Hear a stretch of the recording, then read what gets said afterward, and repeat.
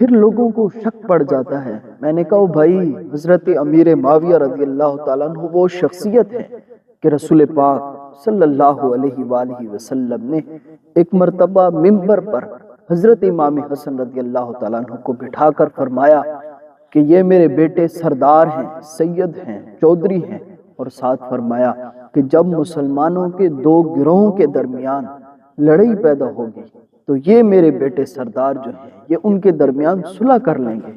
اور میرے بھائی حضرت امام حسن رضی اللہ تعالیٰ عنہ نے حضرت امیر معاویہ رضی اللہ تعالیٰ عنہ کے ساتھ صلح فرمائی، تو تم کیوں بلا وجہ الجھتے ہو؟ تمہیں کیا تکلیف ہوتی ہے؟ پھر یہ کہتے ہیں کہ وہ تو یزید کا باپ تھا۔ تو میں نے کہا پھر تو حضرت نوح علیہ السلام کا بیٹا بھی کافر تھا، تو اس کا کیا مطلب ہے کہ پھر تم حضرت نوح علیہ السلام کے اوپر الزام تراشی کر دو گے؟ اور میرے بھائی اس طرح کی بات نہیں ہے۔ قرآن مجید کی نص ہے کہ قیامت کے دن اپنا بوجھ ہر کوئی آپ اٹھائے گا، کسی کا بوجھ کسی کے ذمے میں نہیں ہوگا۔ حضرت نوح علیہ السلام کا بیٹا کافر ہے تو تم پھر کیا بلا وجہ یہ کہہ دو گے کہ معاذ اللہ، استغفر اللہ، حضرت نوح علیہ السلام کے حوالے سے الزام تراشی کر دو گے؟ بھائی ایسی بات نہیں ہے۔ یزید اپنے کرتوتوں کا جواب دے گا، اور حضرت امیر معاویہ رضی اللہ تعالیٰ عنہ اس حوالے سے شامل حال نہیں ہوں گے۔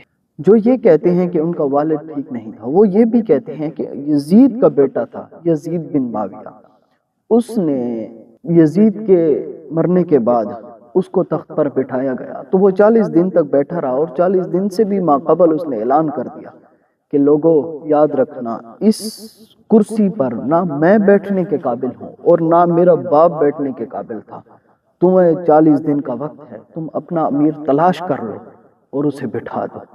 میں اس کرسی پر نہیں بیٹھتا جس کے نیچے آل رسول صلی اللہ علیہ وسلم کا خون بہایا گیا ہو۔ فرمایا میں اس کرسی کے لائق نہیں ہوں۔ اس نے کہا کہ تم 40 دن کے اندر اپنا امیر تلاش کر لو۔ یہ بات سب مانتے ہیں کہ حضرت امام حسن رضی اللہ تعالیٰ عنہ نے حضرت امیر معاویہ رضی اللہ تعالیٰ عنہ کے ساتھ صلح فرما دی۔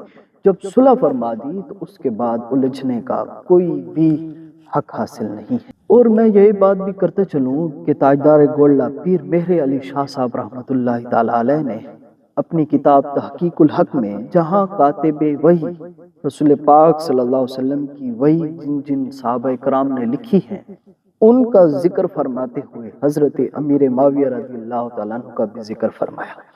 اور پھر سیدی اعلیٰ حضرت عظیم البرکت رحمۃ اللہ تعالیٰ علیہ نے اپنے فتاوی رضویہ کے اندر انہوں نے باب بھی باندھے ہیں حضرت امیر معاویہ رضی اللہ تعالیٰ عنہ کی شان میں، اور فرمایا ہے کہ جو شخص حضرت امیر معاویہ رضی اللہ تعالیٰ عنہ پر طعن و تشنیع کرتا ہے وہ جہنمی کتوں میں سے ایک کتا ہے۔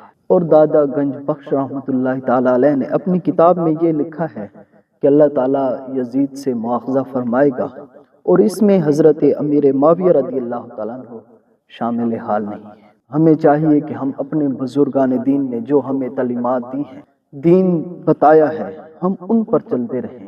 ایسا نہ ہو کہ ہم اس ساری تحقیقوں کو اپنے پاؤں میں روند کر آگے چلتے رہیں اور اپنی بات منوائیں، ایسا نہ کریں۔ ہمارے بزرگوں نے، یہ کوئی صحابہ کرام رضوان اللہ تعالی مجمعین کے آج کے دور میں اختلاف ہوئے؟ نہیں، یہ تو صدیوں سے پہلے ہوئے، 14 صدیاں ماقبل ہوئے تھے، اور آج ہم بیٹھ کر ہمیں تحقیقیں کرنے کی کوئی ضرورت نہیں۔